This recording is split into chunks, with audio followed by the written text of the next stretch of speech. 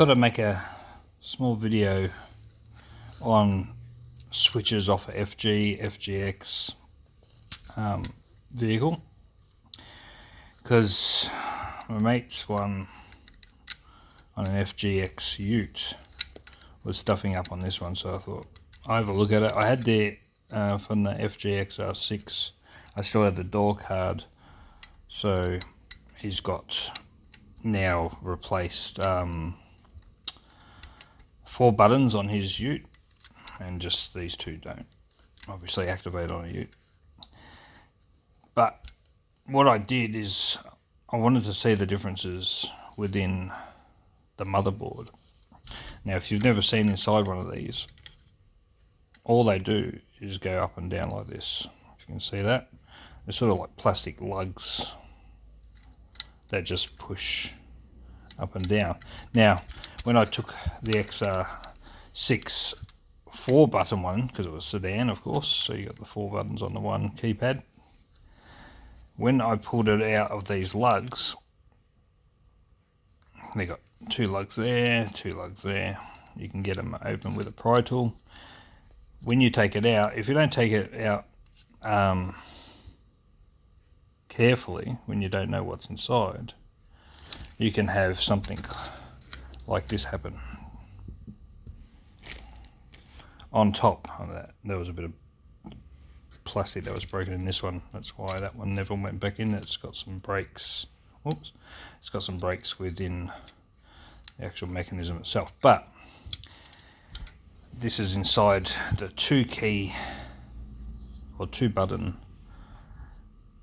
controller, and this one on this side it looked like it was burnt out. It wasn't. Sometimes it activated, sometimes it didn't. And if you look on that one compared to the adjacent one here, there's a substantial difference in the look. So, and this was the one which activates on this button. Now, why I wanted to make a video on this one, if you ever do take this out, the 4-button one does work on this, the 2 on the 2, so you can swap them out.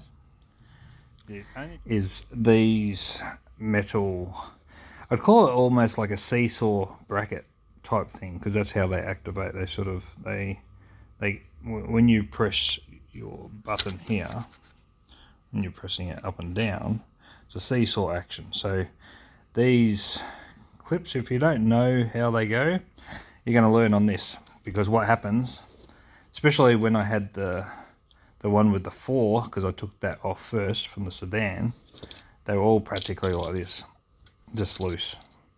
And you'll see why, because nothing holds them on there except for when this actual case goes down.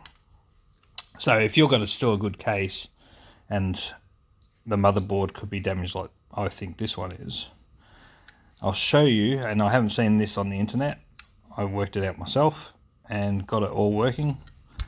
So on these, you can see they've got like, how do you describe it? So you got that higher piece on the end, and then you got this sort of thing that's got like, I don't know if it always focuses on my fingers, unfortunately, but you've got on the end, you got sort of like it's a little bit more, see, it's focusing on my finger again. Take my finger out of there for a second. Gonna activate. Alright, take my finger out of there for a second. I'll try and grab another one for a sec. So you got those 2 little, more of a hard, more solid sort of end to it. Wait a second. I'll see if I can zoom in. Well, it's on there because it keeps on going on my fingers. If you can see that, so you got, that's got sort of just its own like little lump, and then this one's got its sort of, it's got like 2 little hardened pieces next to the other lump. Well, that second piece is what sits on the 2 little dowels that stick up on this motherboard. So if you come into this motherboard, you can see how they are pronounced. So imagine it just a little bit like a seesaw.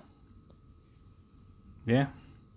So you'd think those two prongs would be opposite each other to give you that sort of metal gap there, because when you look at here, it's got the two prongs and you think they're in line, but anyway, I just found that a little bit funny how these are done. But what I'll show you is how they sit. So if you ever take these apart, you'll know how they go. So that part with the extra two prongs more on the end, they sit. Well, alright, see if I can get that in a better view. They sit like this. Wait a second, because I'm looking at the camera at the same time. All they do. One second. Yeah, it was just a little bit fiddly with one hand in the camera. All right, so that's how they sit.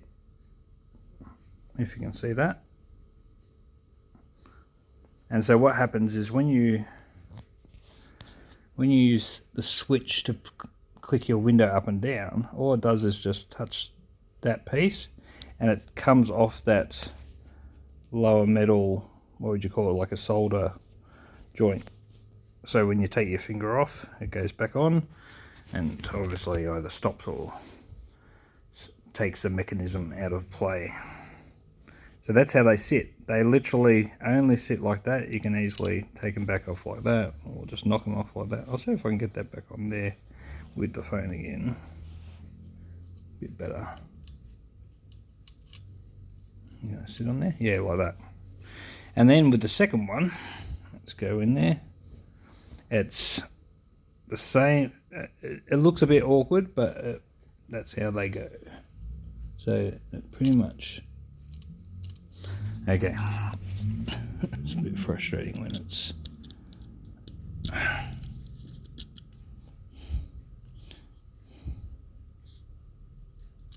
like that. One like that, and the other one opposite. Almost practically. And like I was saying, you'd think they'd be more lined up, but that's how they work. Oops, I think that one's a bit too far forward on the camera. Let me take the other one off for a second. This is just in case you pull one apart and just either swap the top part for your buttons or your motherboard inside. So again, on the second one, that's all they do, and that's how they sit. So practically, just say you've got all four going blah blah blah on there, then you have to make sure that you've got, see on this, it's got one rounded corner. Obviously, see that's the rounded corner on that side, so they have to be going down. That has to be on the same angle.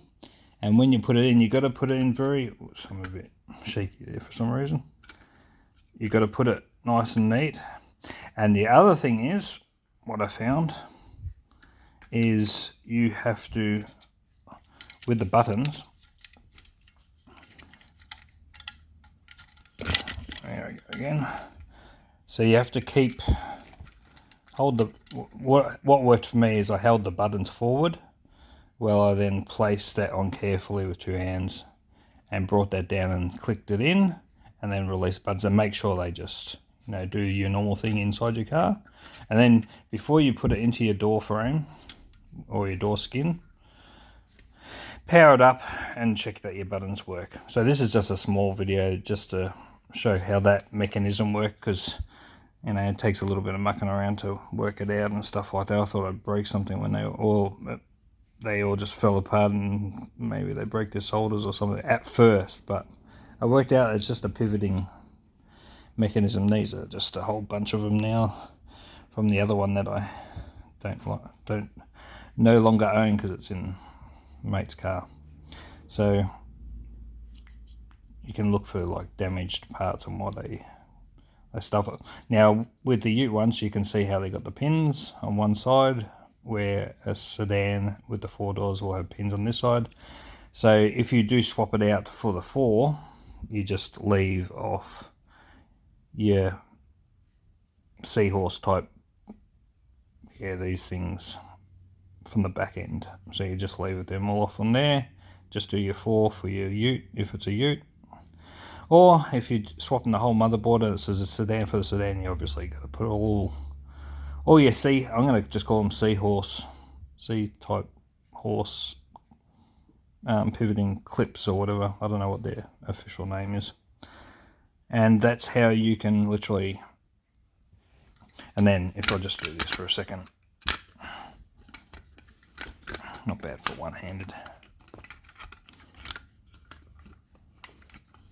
Come on, click in. Yeah, so you just bring that down, and you'll see them. If I turn this right over for a second, just because I'm on one-handed, you'll see that these just go and click in like that. Both clicked in, and that's locked in. And obviously, this one was a bit stuffed anyway with the buttons, so that's what he had issues with those buttons. Anyway,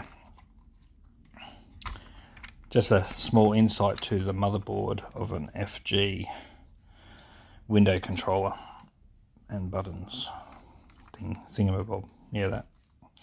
Cool. Hope this helps you out.